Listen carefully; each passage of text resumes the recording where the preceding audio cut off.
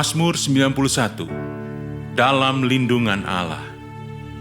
Orang yang duduk dalam lindungan yang maha tinggi dan bermalam dalam naungan yang maha kuasa akan berkata kepada Tuhan, tempat perlindunganku dan kubu pertahananku, Allahku yang kupercayai. Sungguh, Dialah yang akan melepaskan engkau dari jerat penangkap burung, dari penyakit sampar yang busuk. Dengan kepaknya, Ia akan menundungi engkau. Di bawah sayapnya, engkau akan berlindung. Kesetiaannya ialah perisai dan pagar tembok. Engkau tidak usah takut terhadap kedahsyatan malam, terhadap panah yang terbang di waktu siang, terhadap penyakit sampar yang berjalan di dalam gelap, terhadap penyakit menular yang mengamuk di waktu petang. Walau 1.000 orang rebah di sisimu dan 10.000 di sebelah kananmu, tetapi itu tidak akan menimpamu. Engkau hanya menontonnya dengan matamu sendiri dan melihat pembalasan terhadap orang-orang fasik. Sebab Tuhan ialah tempat perlindunganmu, yang maha tinggi telah kau buat tempat perteduhanmu. Malapetaka tidak akan menimpa kamu, dan tulah tidak akan mendekat kepada kemahmu. Sebab malaikat-malaikatnya akan diperintahkannya kepadamu untuk menjaga engkau di segala jalanmu. Mereka akan menata engkau di atas tangannya, supaya kakimu jangan terantuk kepada batu. Singa dan ular tedung akan kau langkahi. Engkau akan menginjak anak singa dan ular naga. Sungguh, hatinya melekat kepadaku, maka aku akan meluputkannya. Aku akan membentenginya, sebab ia mengenal namaku. Bila ia berseru kepadaku, aku akan menjawab. Aku akan menyertai dia di dalam kesesatan. Aku akan meluputkannya dan memuliakannya.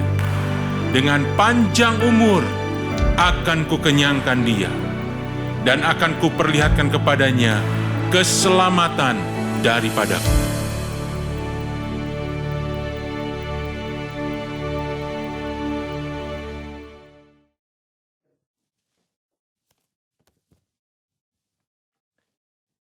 Shalom, apa kabar saudara? Saya percaya kita semua luar biasa. Voice of Pentecost kali ini kita membahas mengenai Mamon. Pernahkah saudara melihat ada orang yang begitu kaya tetapi tidak bisa menikmati kekayaannya? Salomo memperhatikan hal yang sama dalam Pengkhotbah 5 ayat 12-13. Ada kemalangan yang menyedihkan kulihat di bawah matahari. Kekayaan yang disimpan oleh pemiliknya menjadi kecelakaannya sendiri. Dan kekayaan itu binasa oleh kemalangan. Sehingga tak ada satupun padanya untuk anaknya. Saudara, Yesus sangat memperhatikan bagaimana seseorang melihat harta materi dan mengelola keuangannya. 16 dari 38 perumpamaan yang Yesus berikan berbicara mengenai mengelola harta benda dan keuangan. Nah, kita mau melihat salah satu percakapan Yesus dengan seorang pemuda yang kaya mengenai integritas di dalam mengelola harta benda. Dalam Matius 19 ayat 16-26, tercatat tentang seorang muda yang kaya raya dan bertanya kepada Yesus cara untuk memiliki hidup yang kekal. Saya yakin saudara pernah dengar cerita ini. Dari percakapan Yesus dan anak muda ini ada 3 hal yang dapat kita pelajari. Yang pertama, kehidupan kekal hanya ada di dalam Yesus. Pemuda ini datang dan bertanya, apa yang harus kuperbuat untuk memperoleh hidup yang kekal?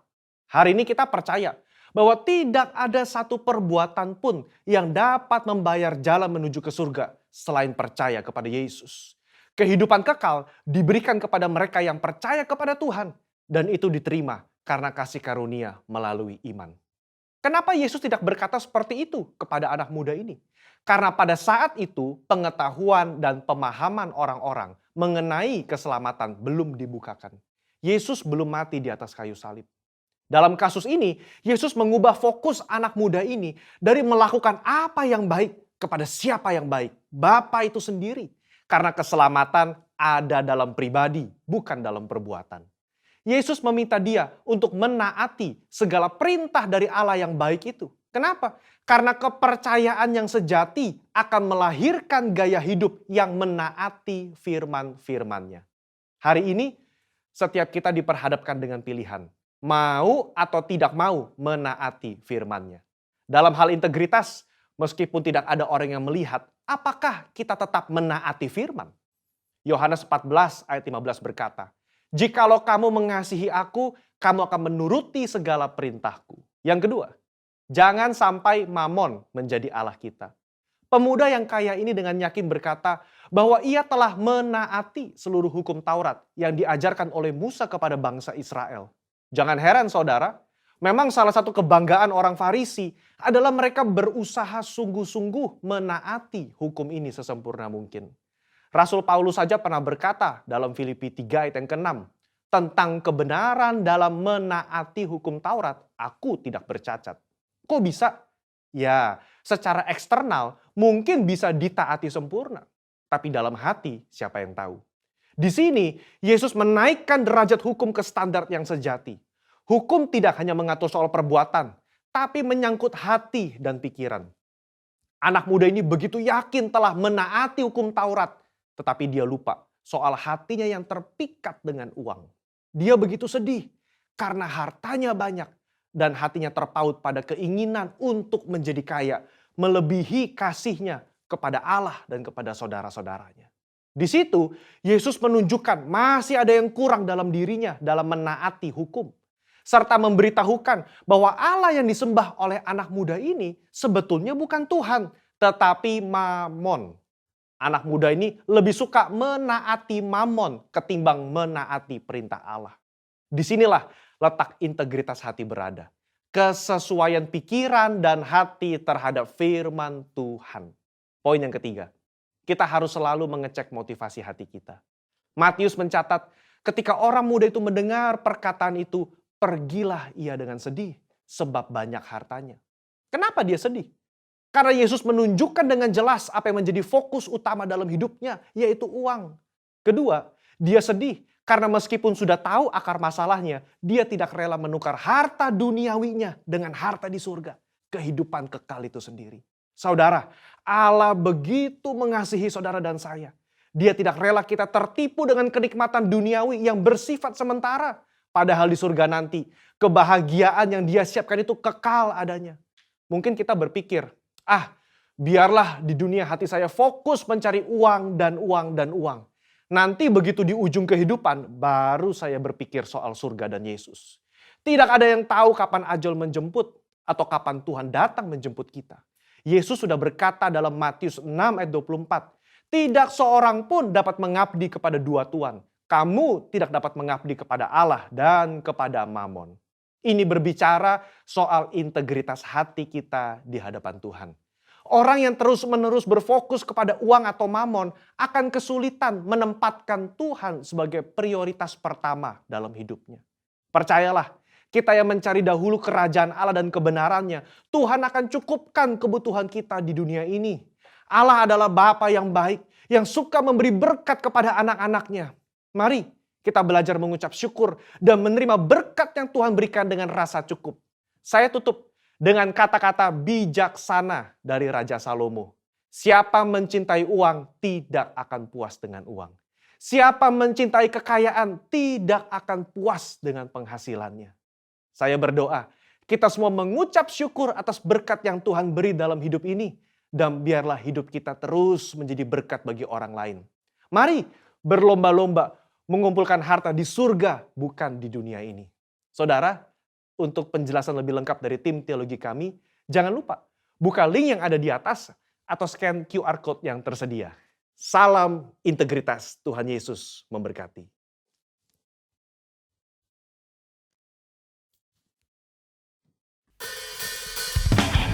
Shalom Bapak Ibu Saudara, mari di rumah-rumah saat ini kita mau memuji Tuhan. Sebab dia Tuhan yang besar, dia Tuhan yang perkasa. Haleluya. Tuhanku maha besar, Tuhanku maha kuasa. Raja segala raja. Dia takkan tergoyahkan, dia takkan terkalahkan, dia hidup dan berkuasa. Serukan namanya, Yesus Tuhan Raja, segala kuasa tunduk dalam namanya. Dia luar biasa, perkasa mulia, Yesus nama di atas segala nama. Haleluya, Kau Tuhan yang besar Tuhan.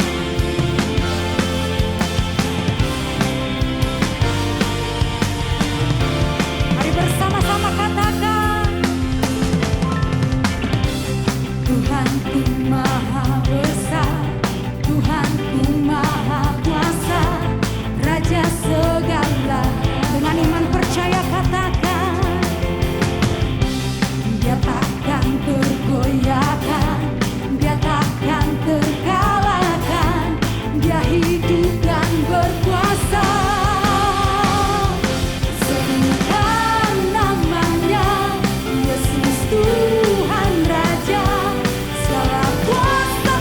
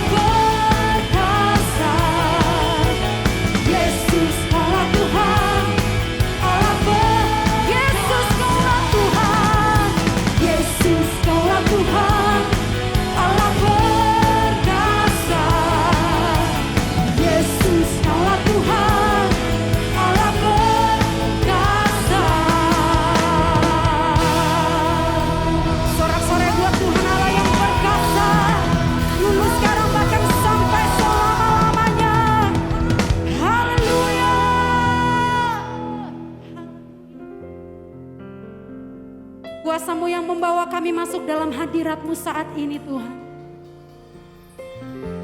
Kuasa-Mu yang membawa kami menikmati kasih-Mu saat ini ya Tuhan. Sebab itu saat ini kami mau datang menyembah Engkau. Kami mau datang meninggikan Engkau, Raja di atas segala raja.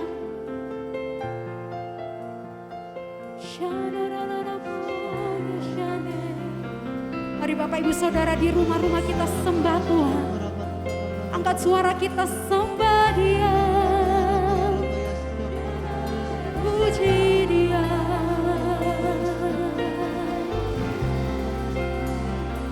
Dia yang layak disembah. Dia yang layak ditinggikan oleh setiap umatnya.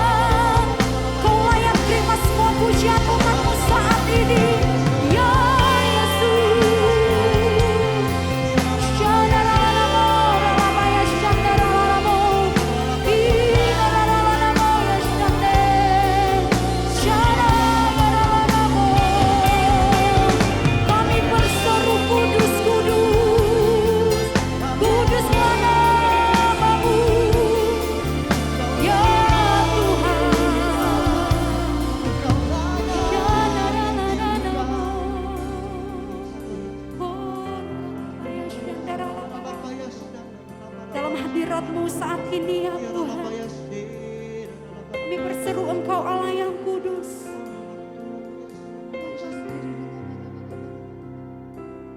Ku datang Tuhan dalam hadirat-Mu, berhiaskan kekudusan. Seluruh surga sujud menyembah-Mu, ku tersungkur dan berseru. Ku datang Tuhan dalam hadirat-Mu, berhiaskan kekudusan. Seluruh surga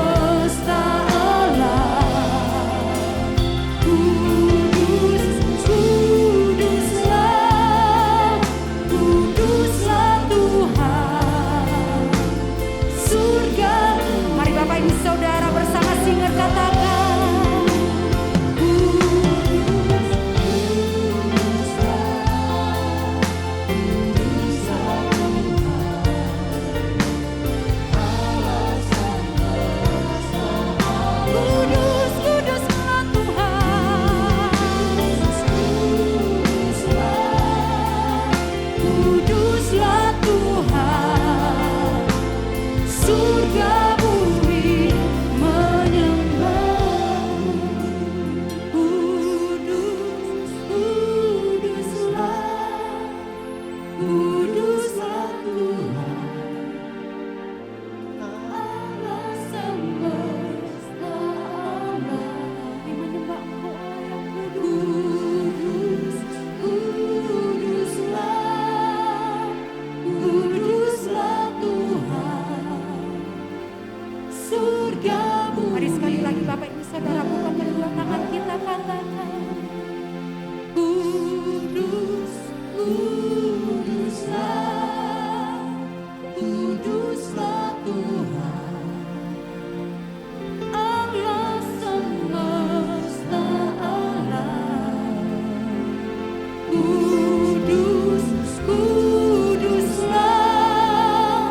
Kuduslah Tuhan, surga bumi. Mari dalam hadirat-Nya kita mau sembah Tuhan yang kudus.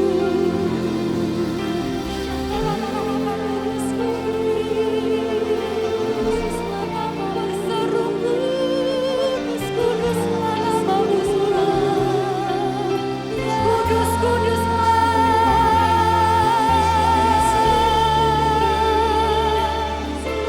Kau Allah yang kudus, yang bersemayam di atas pujian penyembahan kami saat ini.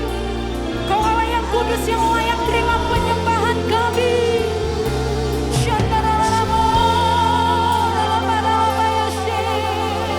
Kuduslah Tuhan.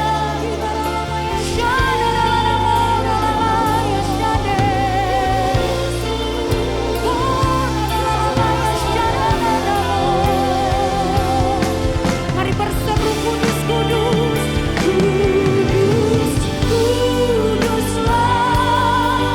kuduslah Tuhan, Allah semesta. Kuduslah namamu.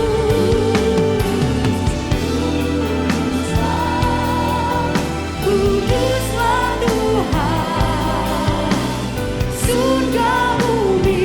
Mari dengan rasa kagum sorakan kudus, kuduslah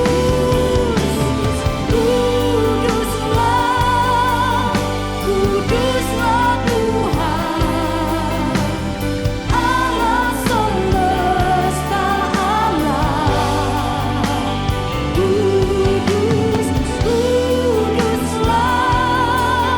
Kuduslah Tuhan, surga bumi menyembahmu. Surga bumi menyembah, surga bumi menyembahmu. Surga bumi Mari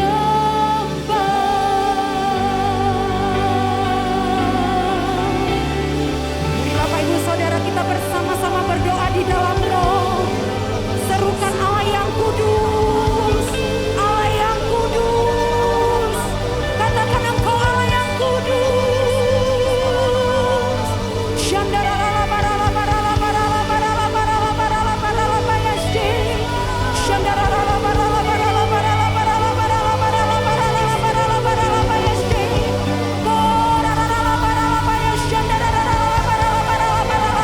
Allah yang kudus itu sedang mengerjakan perkara yang ajaib di setiap rumah-rumah, di dalam setiap hati orang percaya.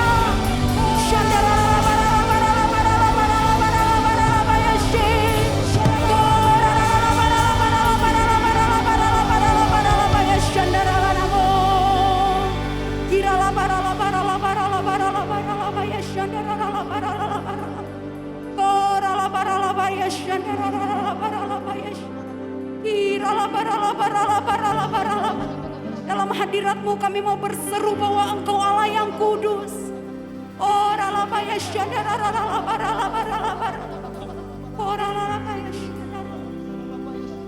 Holy, holy,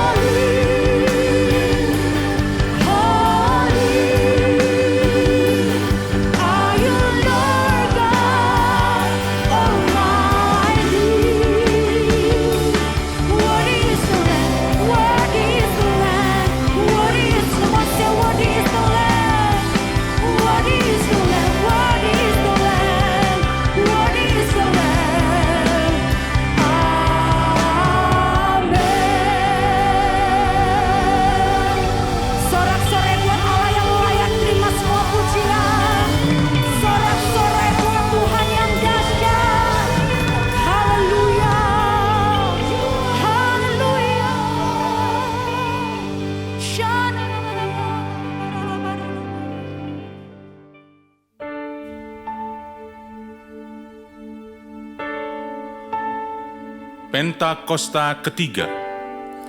Pentakosta ketiga adalah pencurahan Roh Kudus yang dahsyat di zaman ini, melebihi yang terjadi di Azusa Street.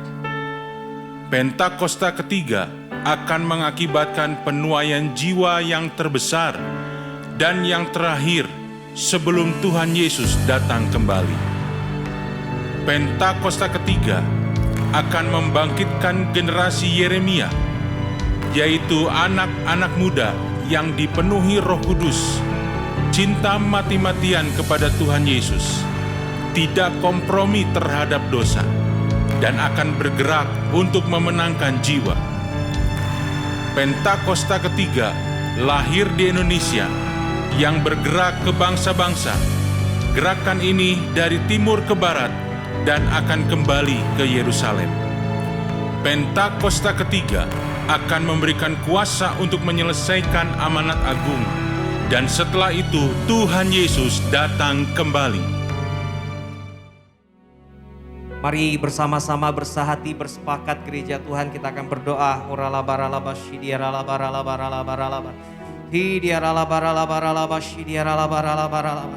Hari ini kami bersahati Tuhan, dari tempat ini kami berdoa bagi jemaat Tuhan, bagi gereja Tuhan, umat Allah. Tuhan sertai setiap umat-Mu, beri kekuatan, terus beri penghiburan, kemenangan di masa-masa ini. Allah mengangkat setiap gereja Tuhan, umat-Mu, Tuhan persiapkan di hari-hari terakhir ini. Biarlah gereja-Mu terus mengalami keberadaan Allah di tengah-tengah kehidupan mereka. Mereka yang berusaha, mereka yang bekerja Tuhan, mereka yang sedang studi, Tuhan sertai. Tuhan, Kau memberikan kemenangan-kemenangan dalam setiap apa yang mereka kerjakan. Allah mengangkat setiap tangan mereka, umat Tuhan, dan biarlah mereka senantiasa setiap hari mengalami Allah yang hidup dalam kehidupan mereka. Kami percaya hari-hari ini terus Allah memberi kemenangan, kekuatan bagi jemaat Tuhan. Kami pun bersahati hari ini bersama-sama. Kami mengangkat doa, kami mengangkat tangan kami berdoa untuk gembala kami, Bapak Pendeta Insinyur Niko Nyotora Harjo. Kami berdoa juga untuk para wakil gembala, Bapak Pendeta Daniel Arif, Bapak Pendeta Kamarga. Kami berdoa juga Bapak Pendeta Joni Lumanto. Tuhan, hamba-hamba-Mu, para pemimpin kami, Tuhan sertai. Tuhan tutup bungkus dengan kuasa darah Kristus, bahkan bagi mereka dan keluarga besar yang ada. Sehingga dalam setiap pelayanan mereka hari-hari ini, Allah semakin menyatakan kuasa-Mu Tuhan Yesus. Tutup bungkus hamba-hamba-Mu, jauhkan dari rancangan-rancangan jahat, kecelakaan. Dan kami bersahati panah api si jahat dipatahkan di dalam nama Tuhan Yesus. Allah membawa hamba-hamba-Mu semakin melekat hari-hari ini kepada Allah. Nyatakan visi demi visi, sehingga melalui hamba-hamba-Mu Tuhan, mereka boleh membawa kami gereja Tuhan, umat-umat Tuhan, untuk kami boleh mengenal dan mengerti lebih dan lebih lagi isi hati Tuhan di hari-hari terakhir ini. Terima kasih Tuhan. Beri hamba-hamba-Mu kesehatan, beri kekuatan, sertai dengan luar biasa. Oh harala beranaba syarada barada barada. Kami pun bersepakat, bersahati. Hari ini kami berdoa bagi bangsa kami Indonesia. Kami berdoa bagi negara kami Indonesia. Kami berdoa bagi kota-kota. Bahkan kami berdoa bagi pulau-pulau di dalam nama Tuhan Yesus. Allah tutup bungkus bangsa kami. Curahkan keselamatan, curahkan kehidupan, curahkan kemenangan demi kemenangan bagi bangsa kami. Tuhan terus bawa bangsa kami naik dan melekat di hati Tuhan.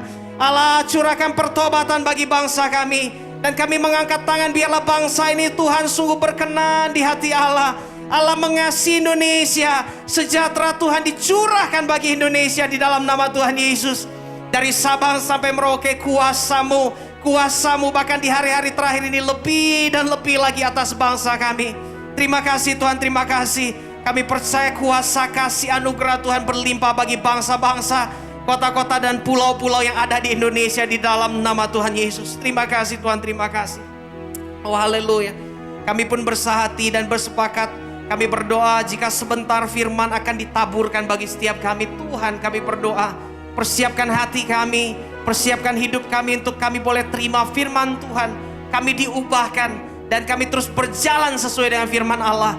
Engkau urapi hamba-Mu yang menyampaikan firman Tuhan, dan Kau urapi setiap firman yang disampaikan dan kami terima, kami dengar. Biarlah ini menjadi benih yang tumbuh di tanah yang subur, dan kami menjadi pelaku-pelaku firman. Terima kasih Tuhan. Kami bawa setiap doa kami, Kami alaskan di dalam nama Tuhan Yesus. Haleluya, haleluya. Amin.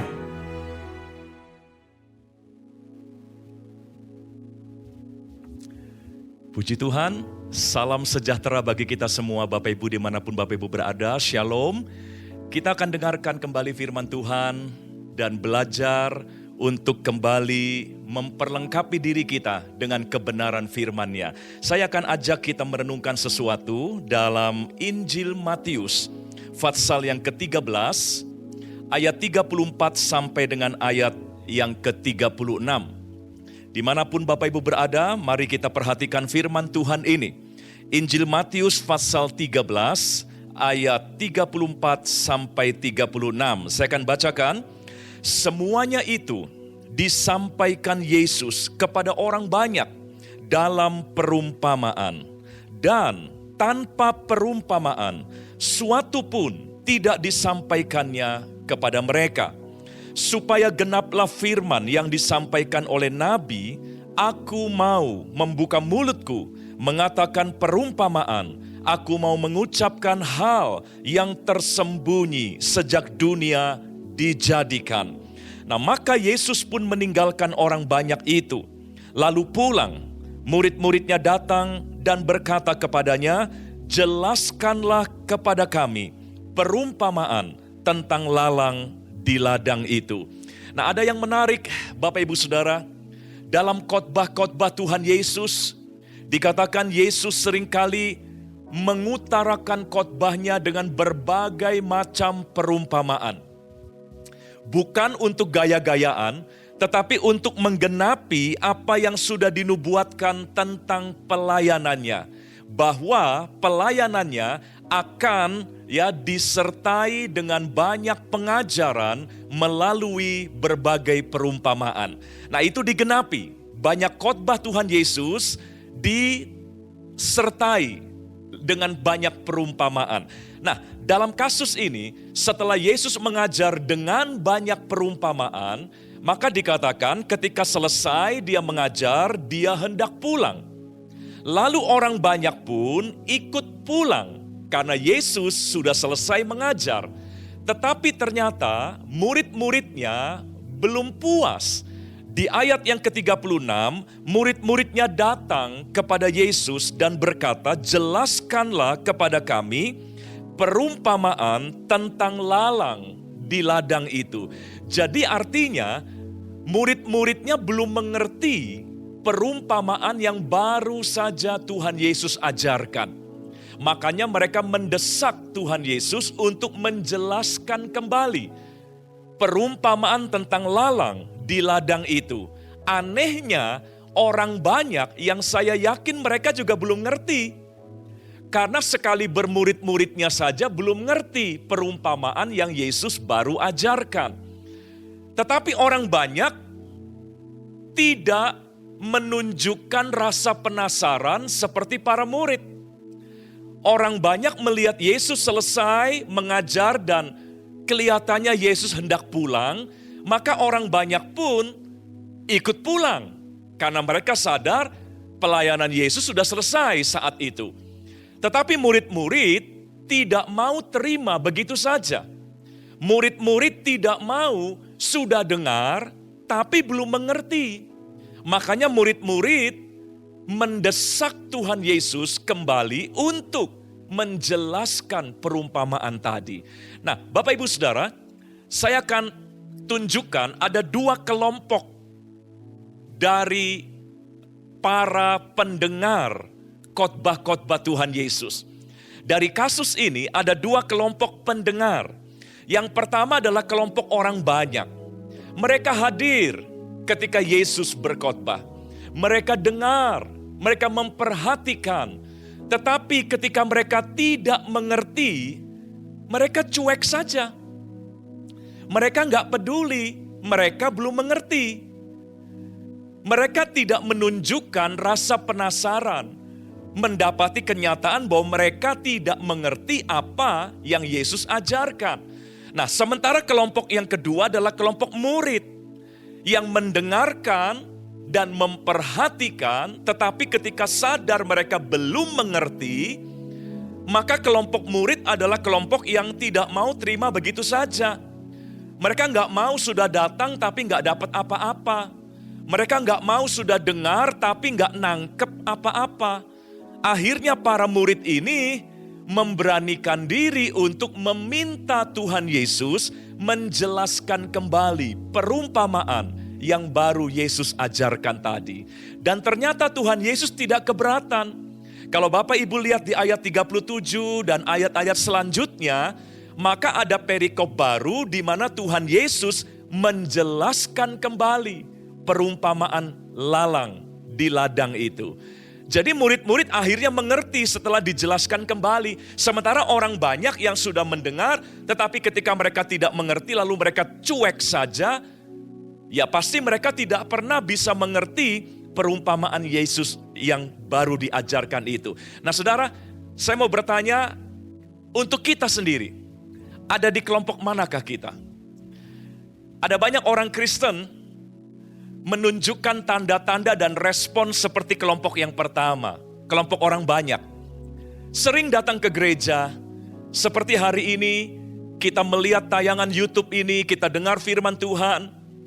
Tetapi jujur, ada banyak kita ketika kita ada di gereja, kita melihat tayangan online, kita mendengar firman Tuhan, lalu ketika kita sadar kita nggak ngerti, kita nggak ngerasa apa-apa, kita nggak mendapat apa-apa, lalu kita cuek saja.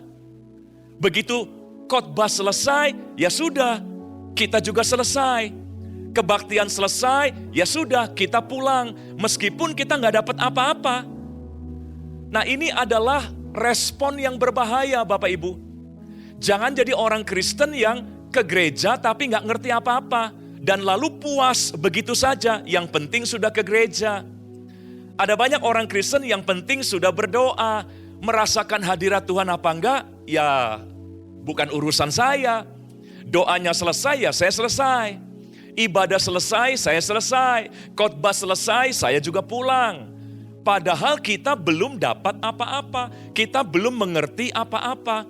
Jadilah orang Kristen yang punya rasa penasaran Bapak Ibu. Makanya saya beri judul khotbah hari ini, kerinduan atau kebiasaan. Kerinduan atau rutinitas. Kekristenan harus dijalani dengan kerinduan. Baik ibadahnya, pelayanan kita, ya ketaatan kita, pengiringan kita kepada Tuhan harus lahir dari kerinduan, bukan dari kebiasaan atau rutinitas. Ada banyak orang Kristen menjalani kekristenannya hanya sekedar rutinitas. Ke gereja mah ke gereja. Dengar khotbah ya dengar khotbah. Ikut berdoa ya ikut. Tetapi hanya karena rutinitas tidak ada kerinduan. Nah ketika mereka tidak mengerti apa yang mereka dengar. Ketika mereka tidak mengalami apa yang sesungguhnya Tuhan sedang kerjakan. Mereka nggak ada kerinduan untuk mendapatkan itu. Mereka cuek saja. Karena prinsip mereka adalah yang penting sudah hadir. Yang penting sudah ada di tempat di mana ya kita beribadah dan sebagainya. Bapak Ibu Saudara, mari tinggalkanlah kekristenan model orang banyak. Ada banyak kita yang penting sudah jadi Kristen. Ngalami atau nggak ngalami kebaikan Tuhan ya bukan urusan saya. Yang penting sudah Kristen. Sementara ada banyak orang Kristen yang selalu rindu Tuhan, saya udah ikut Tuhan sekian lama, kok saya belum ngalami mujizat, kok saya belum terlalu mengenal Tuhan. Nah mereka gelisah, inilah kelompok yang baik, kelompok murid. Saya nggak tahu kita sudah berapa tahun ikut Tuhan. Saya nggak tahu kita sudah berapa lama hadir di gereja tiap hari Minggu. Sudah banyakkah yang kita mengerti tentang Tuhan? Sudah banyakkah yang kita alami dari Tuhan? Kalau kita menyadari bahwa kita masih terlalu sedikit mengerti tentang Tuhan, dan kita masih terlalu sedikit mengalami dari Tuhan, mari jangan puas. Jangan tidak peduli akan semuanya itu. Saya berdoa agar kita gelisah, agar kita penasaran. Saya udah sekian lama ikut Tuhan, kok orang udah ngalami mujizat, kok saya belum? Saya udah sekian lama ikut Tuhan, sudah sekian banyak saya hadir di gereja. Tapi kok orang sudah mengenal Tuhan, kok saya belum? Harusnya ada kegelisahan rohani. Harusnya ada spiritual desperate. Ada rasa putus asa, Tuhan kok begini ya? Saya nggak mau begini terus. Nah, saya mau ajak kita ya untuk mulai melakukan segalanya dengan kerinduan, tidak dengan rutinitas dan kebiasaan. Dan Tuhan Yesus tidak akan keberatan menangani kerinduan-kerinduan seperti itu. Kalau ada anak-anaknya yang sangat rindu mengenal Dia, ada anak-anak yang sangat rindu mengalami Dia. Oh, Tuhan justru menunggu respon yang seperti itu. Makanya mari perhatikan keadaan kita masing-masing. Sudah berapa jauh kita mengenal Tuhan?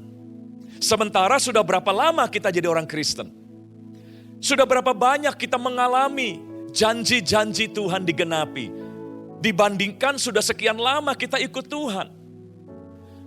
Kalau yang kita alami masih terlalu sedikit, dan yang kita kenal masih terlalu sedikit, saudara jangan biarkan begitu saja.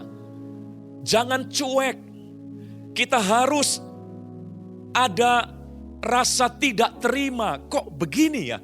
Sudah puluhan tahun saya ikut Tuhan. Kok saya belum banyak mengalami apa yang Tuhan janjikan. Kok saya belum banyak mengerti dari firman-Nya. Dan saya harap saudara mulai gelisah. Dan kegelisahan itu mulai mendorong kita untuk meminta kepada Tuhan. Tuhan, aku mau kenal Engkau lebih lagi. Aku mau alami Engkau lebih lagi. Jangan seperti orang banyak. Yang penting sudah dengar. Yang penting sudah hadir. Ngerti gak ngerti ya sudah mereka pulang. Saudara, jangan sampai Bapak Ibu ke gereja tapi gak ngalami hadirat Tuhan. Ya, jangan sampai kita sudah dengar khotbah tapi gak ngerti apa-apa. Mari minta datang kepada Tuhan dengan kehausan. Bukan datang kepada Tuhan dengan kebiasaan, rutinitas. Orang kalau hanya kebiasaan, dia gak peduli. Yang penting kebiasaannya sudah dijalankan. Dia gak peduli apakah ada hasil yang baik atau tidak. Ini masanya anak-anak Tuhan harus menjalani kekristenan dengan sebuah kerinduan. Dan kalau yang kita rindukan belum kita dapatkan, maka harusnya ada ketidakpuasan rohani yang membuat kita terus mendekatkan diri kepada Tuhan sampai kita mendapatkan apa yang kita rindukan itu. Nah, Bapak Ibu Saudara, kasus yang mirip itu terjadi lagi dalam kisah murid-murid Tuhan di tempat yang berbeda dalam Injil Lukas pasal 24.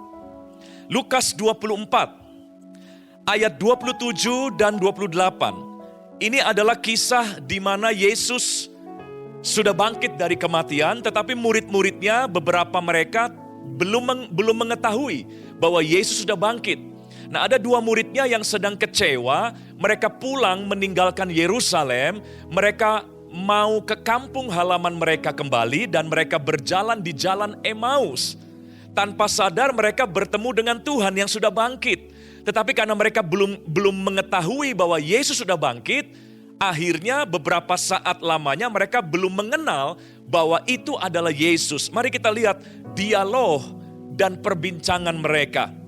Lukas 24 ayat 27 dan 28. Bapak Ibu dikatakan demikian.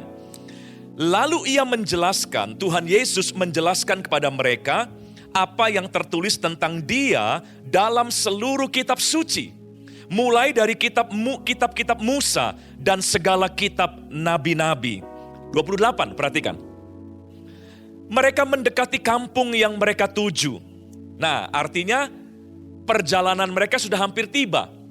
Sehingga obrolan mereka rasanya sudah harus selesai karena mereka sudah hampir tiba di tempat tujuan. Mereka mendekati kampung yang mereka tuju, lalu ia, Tuhan Yesus, berbuat seolah-olah, berpura-pura, seolah-olah hendak meneruskan perjalanannya. Jadi begini Bapak Ibu, dua muridnya sedang berjalan menuju kampung Emmaus. Tanpa sadar ternyata mereka bertemu dengan Yesus di jalan itu. Tapi mereka belum sadar bahwa itu Yesus. Lalu mereka bertiga berbincang-bincang dan Tuhan Yesus ternyata lebih mendominasi perbincangan itu. Yesus menjelaskan banyak dari kitab-kitab Musa dan sebagainya. Dan obrolan mereka semakin hot, semakin intens, semakin menarik. Tapi tiba-tiba mereka sadar tujuan mereka sudah hampir sampai. Sehingga otomatis obrolan mereka harus selesai. Dan Yesus berbuat seolah-olah Yesus punya tujuan lain. Di mana Yesus seolah-olah hendak terus jalan. Dua muridnya sudah harus berhenti karena kampung mereka sudah dekat. Tetapi Yesus berbuat seolah-olah, oh kalian harus stop di sini ya, saya harus terus. Yesus berbuat seolah-olah mereka harus berpisah. Sehingga obrolan mereka pun harus selesai di situ. Itu acting. Ya, Yesus berbuat seolah-olah. Berarti pura-pura, Saudara. Kenapa pura-pura? Kenapa seolah-olah? Karena Yesus ingin tahu mereka masih mau dengar apa enggak nih? Atau karena sudah mau sampai tempat tujuan mereka, lalu mereka pasrah begitu saja dan mereka terima begitu saja, obrolan kita harus selesai. Yesus hanya ingin memancing. Apakah mereka masih berhasrat, penasaran untuk mendengar lebih banyak? Hanya gara-gara mereka sudah mau sampai, apakah mereka lalu rela berhenti begitu saja dari obrolan yang mereka sedang lakoni? Nah, Yesus berbuat seolah-olah. Tapi puji Tuhan, dua muridnya ternyata adalah kelompok orang yang nggak mau terima begitu saja. Mereka nggak mau selesai dengan keadaan tanggung. Mereka udah dengar banyak dan mereka nggak mau hanya dengar setengah, sebagian. Di ayat berikutnya, ayat 29. Ayat 29. Apa jawab dua muridnya? Ketika Yesus berbuat seolah-olah dia harus berpisah dengan mereka karena Yesus harus meneruskan perjalanannya.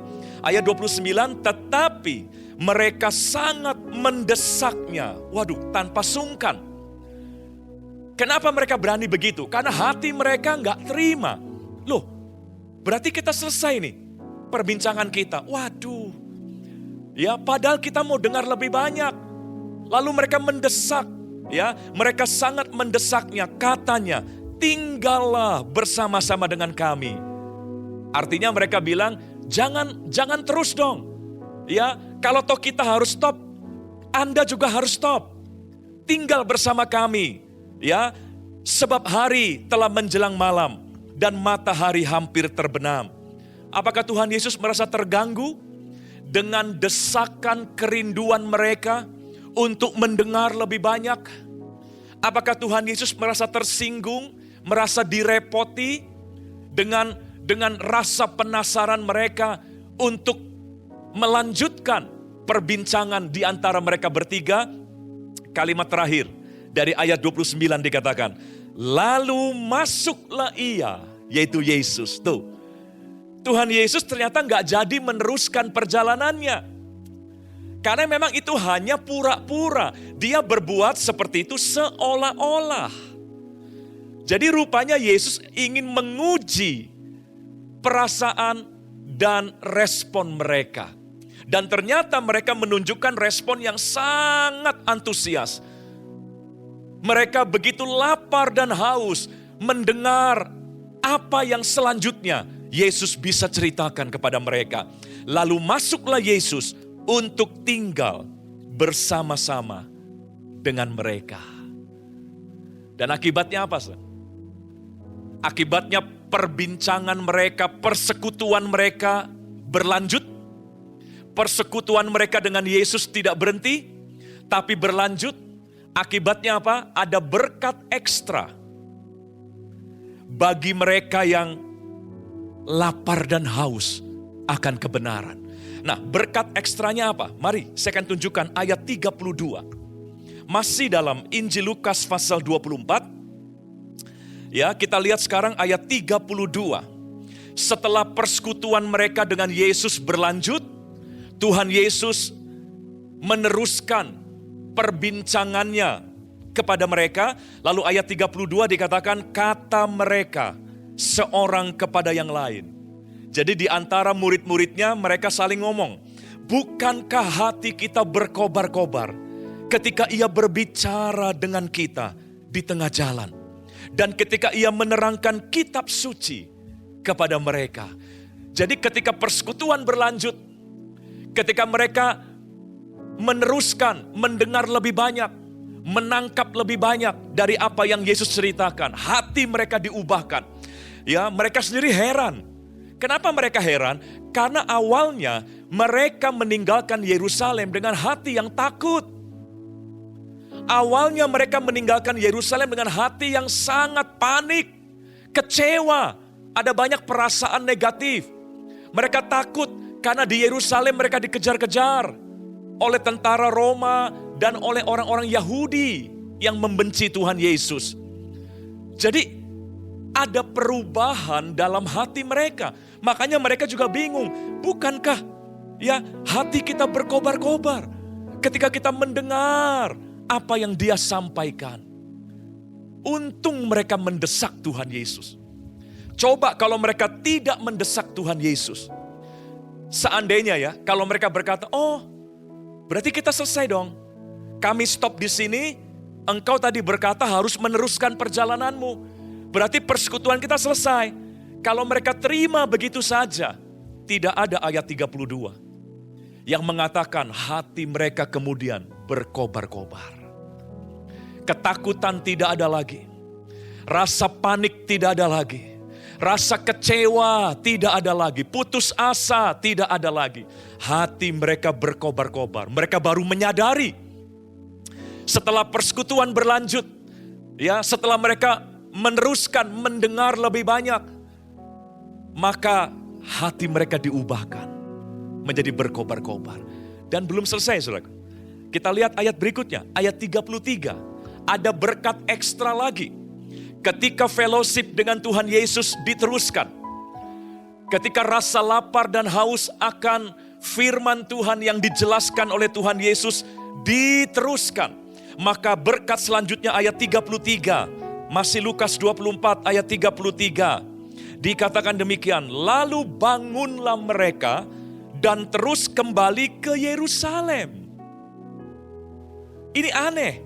Bukankah mereka tadinya lari meninggalkan Yerusalem? Karena Yerusalem hari-hari itu adalah kota yang berbahaya bagi para murid Tuhan Yesus.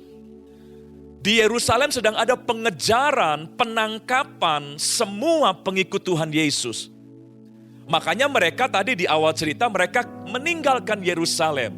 Mereka mau pulang ke kampung halaman mereka. Tetapi untung mereka ketemu Tuhan di tengah jalan. Dan untungnya lagi mereka nggak mau pisah dengan Tuhan. Mereka ingin persekutuan dengan Tuhan Yesus berlanjut. Mereka ingin pengenalan mereka akan kitab-kitab yang Tuhan Yesus jelaskan. Itu bertambah. Mereka desak Tuhan Yesus. Akibatnya selain hati mereka diubahkan, tidak ada lagi rasa takut. Hati mereka berkobar-kobar. Lalu mereka memutuskan untuk kembali ke Yerusalem. Tempat yang dulu menakutkan, sekarang tidak lagi menakutkan bagi mereka. Kenapa? Karena persekutuan mereka dengan Tuhan Yesus terus berlanjut. Mereka nggak puas persekutuan dengan Tuhan hanya setengah-setengah. Mereka nggak puas, mereka mendengar dari Tuhan hanya sebagian. Makanya mereka desak Tuhan Yesus untuk terus bersekutu dengan mereka dan terus berbicara untuk mereka. Dan mereka kembali ke Yerusalem. Dan Bapak Ibu tahu akhirnya mereka ikut ketika di Yerusalem terjadi pencurahan Roh Kudus. Coba bayangkan kalau mereka tidak melanjutkan persekutuan dengan Tuhan Yesus. Kalau mereka berpisah dan mereka terima begitu saja, hati mereka tetap takut dan tidak pernah berkobar-kobar. Dan mereka tidak mungkin berani kembali ke Yerusalem. Dan ketika Roh Kudus dicurahkan, saya yakin mereka pun gak akan ada di situ. Bapak Ibu Saudara, ini pelajaran penting untuk kita anak-anak Tuhan. dalam pengiringan kita kepada Tuhan pun, mari jangan kita lakukan semua aktivitas kekristenan kita hanya karena kebiasaan. Sebab orang kalau melakukannya karena kebiasaan, maka prinsipnya yang penting ada, yang penting sudah hadir, yang penting sudah saya lakukan. Bagaimana hasilnya kita nggak peduli. Mari lakukan semua aktivitas kekristenan kita karena kita rindu. Karena kita ingin dapat sesuatu, rindu mengalami sesuatu. Dan biarlah hati yang seperti ini Tuhan anugerahkan bagi kita hari ini. Ayat terakhir yang saya mau tunjukkan buat Bapak Ibu semua. Sebuah janji yang mungkin tidak asing buat kita, yang Tuhan Yesus pernah ucapkan dalam Injil Matius pasal yang ke-5 ayat yang ke-6. Matius 5 ayat yang ke-6. Dikatakan demikian, berbahagialah. Bahasa Inggrisnya diberkatilah. Ya, siapa yang berbahagia dan diberkati? Yaitu orang yang lapar dan haus akan kebenaran. Karena mereka akan dipuaskan. Jadi seberapa jauh kepuasan kita? Tergantung seberapa lapar dan haus kita akan kebenaran. Jangan sekedar jadi orang Kristen. Jadilah orang Kristen yang dipuaskan, saudara. Jangan sekedar ke gereja, tapi jadilah orang yang ke gereja dan pulang dengan rasa puas. Jangan sekedar dengar khotbah, baik online ataupun onsite, tapi biarlah kita setelah dengar khotbah, kita mengakhiri session khotbah itu dengan kepuasan. Nah, gimana caranya? Mari beribadahlah dengan kehausan, bukan dengan kebiasaan. Baca firman dengan kehausan, bukan dengan kebiasaan. Karena orang yang lapar dan haus akan kebenaran, akan dipuaskan. Tuhan memberkati kita semua Bapak Ibu Saudara. Mari kita berdoa bersama-sama. Kita mau serahkan hidup kita terus ke dalam tangan Tuhan. Bapa, terima kasih.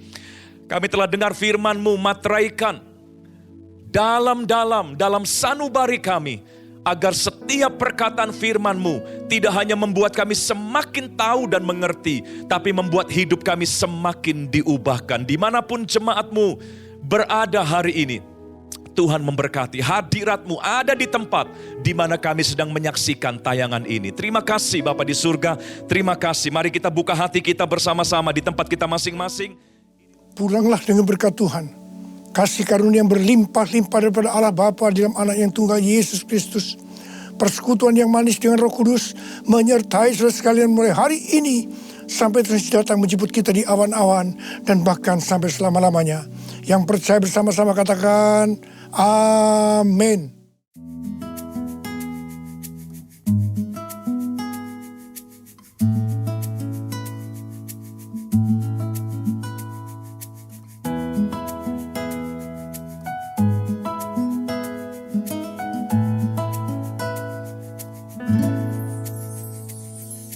Tak mungkin bagi manusia, tapi itu pasti bagimu. Tak layak di mata manusia, namun berharga bagimu. Tuhan yang menjamin hidupku ada di pihakku. Ku tak akan pernah goyah, sebab aku lebih dari pemenang.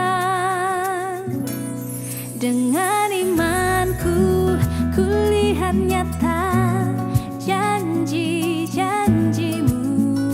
Oh, dengan imanku, ku terima jawaban doaku. Dasar dari setiap